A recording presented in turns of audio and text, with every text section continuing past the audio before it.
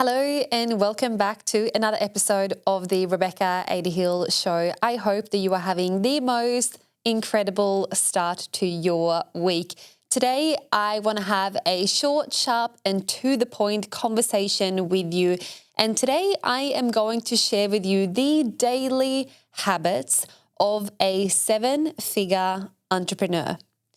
I often get asked questions from people online or even my own clients, Rebecca, how can you move so fast?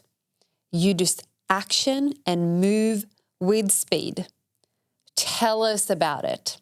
So I thought I am going to break it down into 7 different steps that I take every single day or every single week to really making sure that I remain focused and clear on my overall bigger goal. So step number 1, the first thing that I do is that I anchor into a really solid morning routine. This morning routine is by no means an extensive morning routine.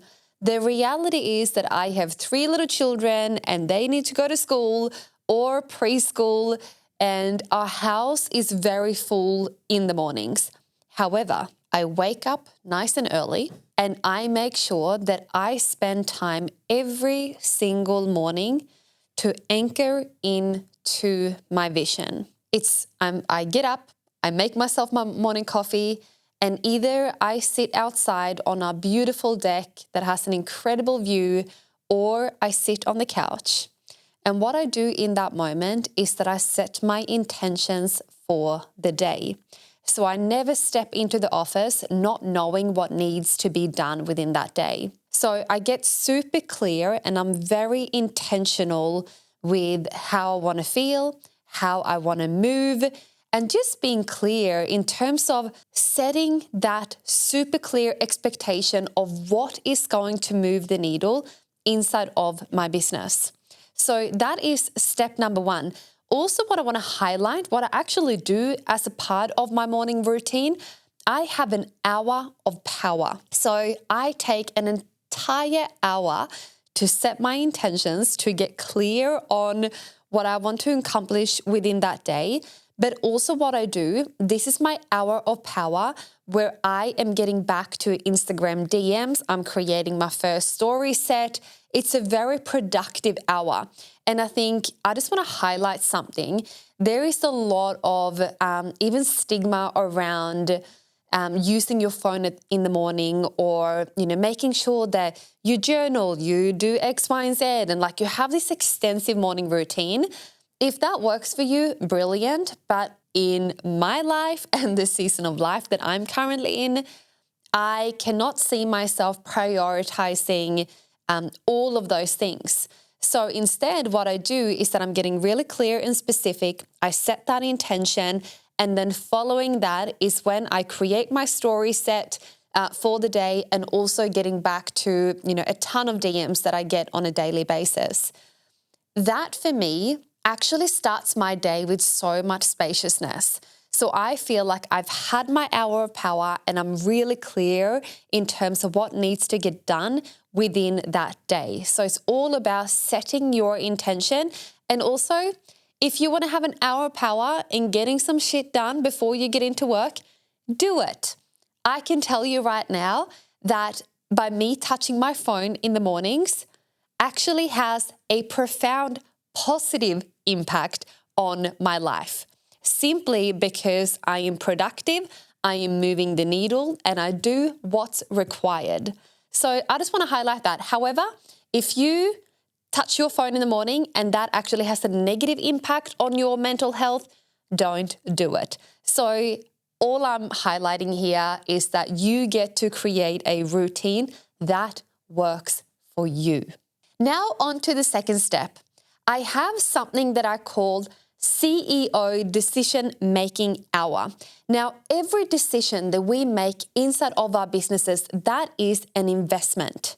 When it comes to the way you are prioritizing things, when it comes to how you are spending your time, the actions that you take, any decision that you make is an investment, and you get to dictate whether that is a good or a bad investment. And often, a highest form of investment is your time. So you want to make sure that the time you spend on certain tasks, you want to make sure that they are moving closer to your overall goal that you are working towards. I find it, if you don't have that, it's so easy to actually get caught up in stuff that makes you look busy, but it doesn't necessarily move the needle inside of your business. So I often see that people get so caught up in just focusing on things that are actually not that impactful. So maybe this could be a really good check-in when you catch yourself doing a certain activity inside of your business. Is this a high value activity? Is this required for me in this moment? Is there a more efficient way in which I can move through this task with speed? Is this task moving me closer to my overall goal? If the answer is yes, complete it. But if the answer is no, change it. Another thing that I do in my CEO decision-making hour is that I look at all of the things that needs reviewing. This could be a funnel that I have in place. I check metrics. I see the performance of, certain sequences or funnels that we have in place. I like to go into my business and just track and see what's performing well, what isn't working so well, where does certain things need improvement, where can we amplify things that are working really well. And this is a very zoomed out way of looking at your business. But I make sure that I spend time every single day and especially every single week to really making sure that we are tracking our metrics, we know what's working, we know what needs fixing and improving, and always looking at ways of bettering your systems, bettering your funnels, bettering your coaching methodologies, looking at your client onboarding and offboarding, your sales process, your marketing strategy, like really going in from a very analytical perspective and looking at the actions you're currently taking and the way you are operating your business and simply seeing what is working well and what is not working so well. Something I just want to highlight when I do this, I don't allow myself to go into the nitty-gritty problem solving in that moment. So this is more of a zoomed out version of where I'm just identifying certain things, because then when it comes to problem solving and actually making some tangible changes, that is when I dedicate a separate time for where I actually go in and solve that problem. And the reason why I'm highlighting this, because if you don't allow yourself to actually zoom out and stay high level in which you are looking at your business from a bird's eye view, it's so easy to get actually caught up in the nitty-gritty detail, which interrupts your flow of being able to zoom out and really analyze what's going on inside of your business. So zoom out first before you then zoom in. And step number 3 is really focused, deep work. Now, if you saw my calendar, you would see that it's very color coordinated, it's very structured and very organized. So I make sure that I go into a deep focused work block of time. And what I mean by this, for instance, if I'm creating content, I block out a certain amount of time where I just focus on that. I don't jump between tasks because that will actually put me in and out of flow. So I allow myself to go really deep in flow for one specific task or area of my business that I want to focus on. I complete it before I move on to another task, because you lose so much time by switching, going from one task to another. So you want to make sure that you do everything in blocks. You allow yourself that time. You put your phone on do not disturb, flip it upside down or put it in a different room, and then you dive deep. Even set a timer for 30 minutes or so and get it done. Then come up for air. You have like a 5-minute breather and then you go back in. that is the most effective time because number one, you're setting yourself a timer. You know exactly what's required in terms of what you need to focus on. You have made it very clear and removed any distractions that could actually interrupt you. You've set yourself a clear task in terms of what you want that outcome to look like. And then you press go on the timer and then you dive deep. And normally what I do, I set the task before I actually sit down and do this focus work. And I do 20-minute blocks with a 5-minute break in between. So for instance, in my first 20-minute block, I would say I would like to get X, Y, and Z done. And after I have done that, I set the timer for 20 minutes. The timer goes off. I stand up. I shake it off a little bit. And then I highlight whether I'm green light, orange light, or red light. What green light, orange light, and red light means is that green light, I completed the task. Orange is, it's still a work in progress. I need to use my next 20-minute block to then come back and complete that task. And red is like, I went shit. I did not move the needle at all. I can't get in flow. We need to redo it. And I just do it simply just so I do like a little gentle check-in. So I continue to go, okay, great. What needs to happen in this next 20-minute block? And then I go again. It's highly effective. And again, I focus on the things that are high value tasks that will move the needle in my business. And step number 4 is all around energy alignment. So something that I speak often about is to create your calendar or design your calendar by honoring your energy peaks. So for instance, I'm feeling the most creative around like 10 o'clock in the morning. From like 10 till lunchtime is like where my creative energy is on a peak. So I make sure between like 9:30, 10 o'clock to about lunchtime, that is when I do all of my creative work because I know from a mental perspective, I'm going to be my sharpest, I'm going to be my most focused, like a clear sort of energy. So I make sure that I focus on the highly creative aspects inside of my business when my energy is at a peak. So for instance, you will never see me sit down and respond to emails when I have a creative high. So when I have that energy peak, that is when I remove all of the low impact tasks or activities inside of my business. And instead, I simply focus on high activity, high value, and also that really drives that creative aspect and that creative energy. So instead, you can save the tasks that actually doesn't require you to be high energy, where you respond to emails or where you do other admin related tasks inside of your business that may not need your like 10 out of 10 creative thinking.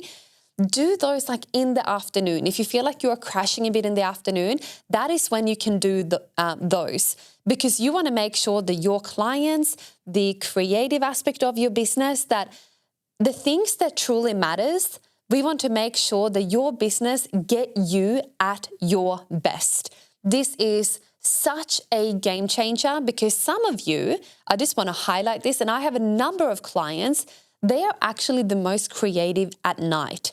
From like 8 o'clock to like midnight, that would be the worst time for me to sit down and do any of my work. But to some of my clients, it's brilliant for them. So the way we have actually structured their calendar is that they do all of their creative work at night, and then they're having slower mornings and they do like the low value activities in the morning. So it's not that my way is the right way, but you need to know your body and you need to know where you have those energy peaks so you can actually structure your business accordingly. I also make sure that my clients, they always get me at my best as well. When I feel like I am the sharpest, when I want to then go into coach mode, that is when I schedule all of my mastermind calls, all of my group calls are often around that 10 o'clock mark because I want to make sure that my clients always get me at my best. We have this running joke that as soon as I have a sip of my second coffee, they know that I'm going to be on fire. And they get me at that every single week. And I am so glad that I have the ability to deliver to my clients when I am at my absolute best and when I am at my peak. And step number 5 is all around strategic networking. Now, I'm sure that you have heard in the past, it's not necessarily about what you know, it's more about who you know. Now, I believe that there is definitely a combination of the two, but who you know plays a huge part in terms of the speed of your success, not from necessarily what you get from that person, more from a perspective of really anchoring into your environment. What conversations are you currently entertaining? Who do you surround yourself with? What rooms are you currently in? Now, this could be coaching containers, like different spaces that you have invested in. Like, what rooms are you actually in right now? And how many of those rooms are really expanding your thinking? How many of those rooms are expanding your capacity, expanding your vision, your goals? I think it's absolutely essential to be around people on a regular basis that have the same mindset as you do, that have the same determination, that have the same delusional goals that you have. I always say, I don't want to be the unicorn of a room. I don't want to be the unicorn of a friendship group. I want to be one of a bunch of unicorns. I want all of us to be on the same wavelength, on the same frequency, to have the same way of thinking, moving, taking action, the same delusional goals, like that go-getter mentality. I want all of my friends and all of the rooms that I choose to invest my time in, I want that to be the norm. Let me just say that again. All the rooms that you should intentionally put yourself in, those delusional goals that I know that you have. If you are listening to this, I know that you have them. What if those goals were the absolute norm? There was nothing too crazy about you wanting 100K a month. Maybe that is just the norm. What if you want to have a 7 or an 8-figure company? Maybe that is like, yeah, of course, we're all doing that. What if that was completely normalized and you just continuously put yourselves in situations and environments and extending your own personal and professional network where your delusional goals is now the norm? Why that is important is because, number one, you are not going to feel like your delusional goals is like something odd or something weird, that you are the odd one, or why doesn't anyone else around me have the same drive as I do? You are going to feel like home inside of these spaces. I always make this reference when it comes to my 1% mastermind, and something that my clients say all the time inside of this space. This mastermind space is like a family. It's like home. That they have never stepped into a space where they genuinely feel like they are being celebrated for all that they are. Celebrated for the bigness of their goals. They are being celebrated for all of their wins. At this level, there is no competition, only collaboration and genuinely wanting to see the other person win. That is the standard that I hold inside of all of my spaces, but it has become so clear as I created my 1% mastermind, which is currently at capacity. I will do a later intake later this year, but it's currently at capacity with the most incredible women. And they all had this longing, this want, this desire of stepping into an environment where their delusional goals are not so delusional anymore, because we are all having the same level of delusional. That creates so much safety and certainty in their bodies. They will move, and they will move with ease, and they will put the work in, and they will take action over and over and over again, because everybody inside of that space, they are self-led. They take action on repeat. I don't have to tell them what to do. They lean in when shit gets hard. They celebrate when things are good. They are asked to be held to a high standard. That is the baseline in which we operate from. So I am not surprised that the byproduct, when we align an incredible strategy with this, the byproduct is the overflow that they get to experience, simply because we have now created a level of normality to their delusional goals. So what I'm inviting you to do right now, which I have made an utmost priority since I started my first business, was to get myself in the right rooms and really making sure that I am around people that have either done what I want to do, or they have knowledge that I can benefit from. They have qualities as a human being that I really desire or like. And they are incredible humans. They are like-minded. I want more of those around me. And the more of those around me I have, the more normalized my big dreams are. So that is an absolute non-negotiable. And step number 6, this one is probably going to be no surprise to you, but this is all around financial forecasting, planning, and wealth energetics.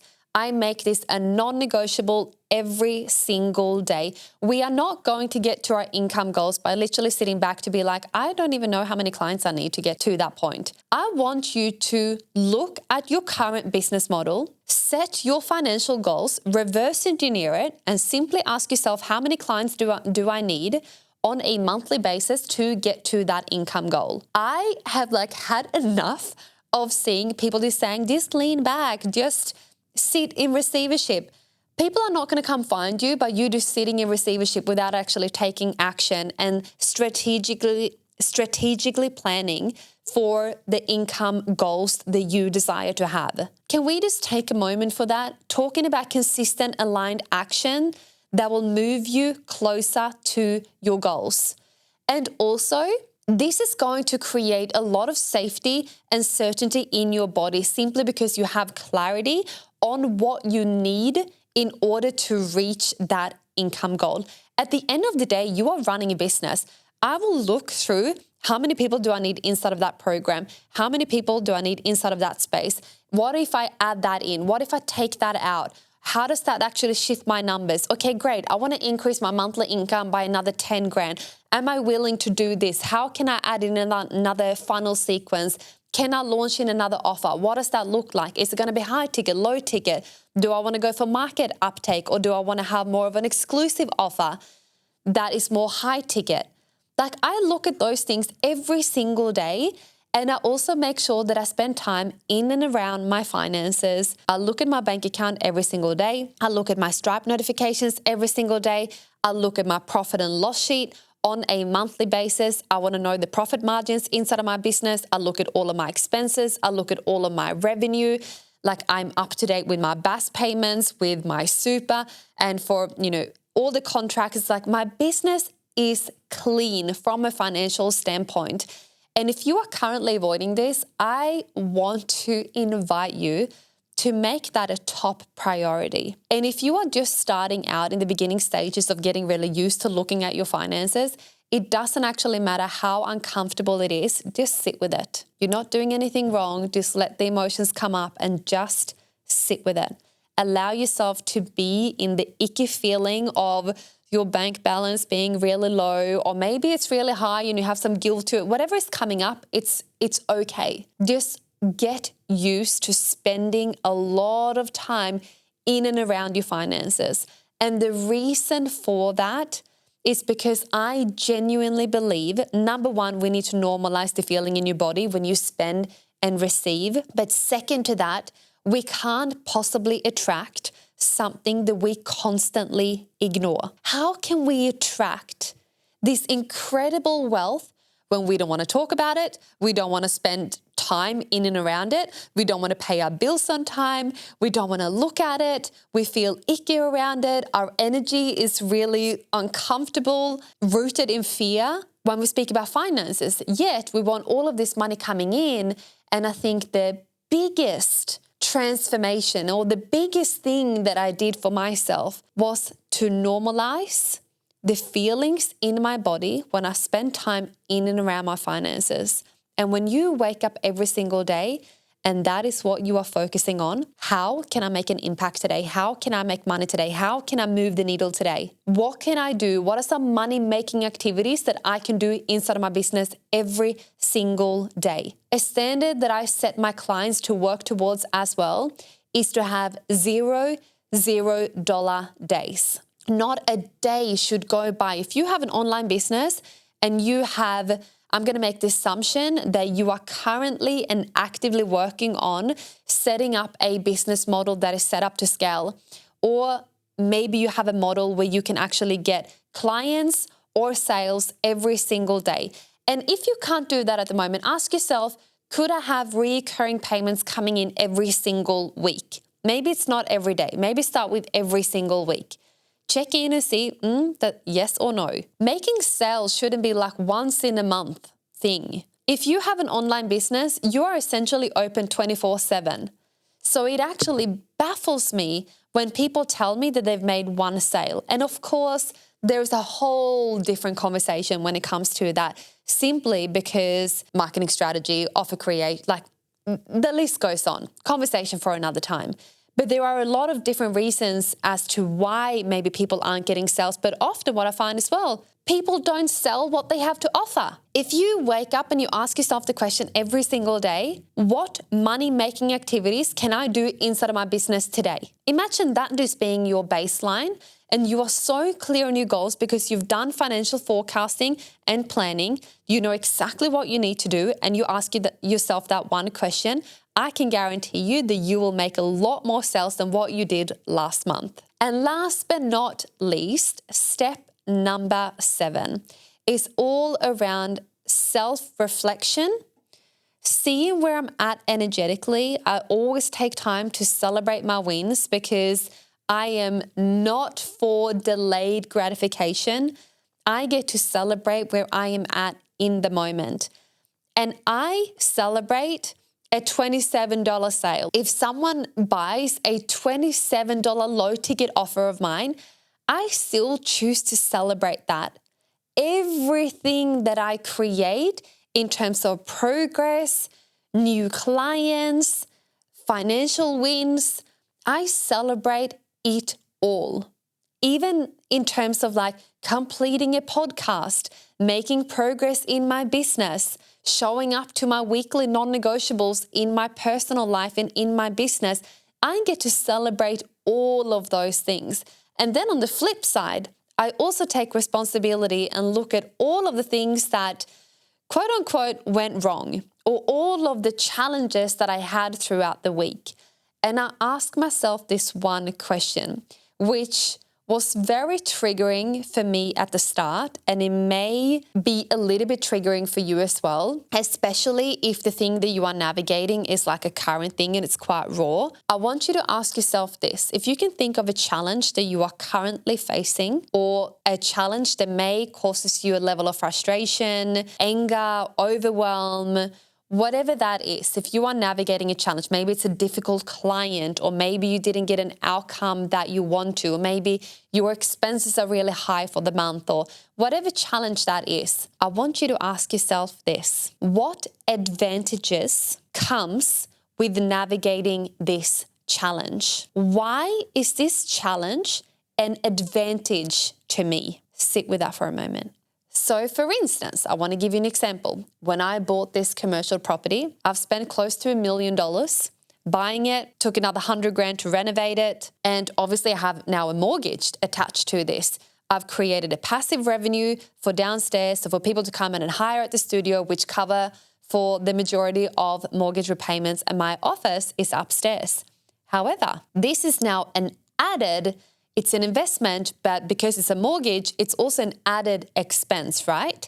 Now I am easing that by creating it a second revenue stream that will cover the expense of the mortgage repayments. However, something that I sat with was the increase in my monthly expenses and in terms of the baseline where my business has to be on a monthly basis. I could choose to see that as a disadvantage and like added pressure, or I could choose to see that as an advantage.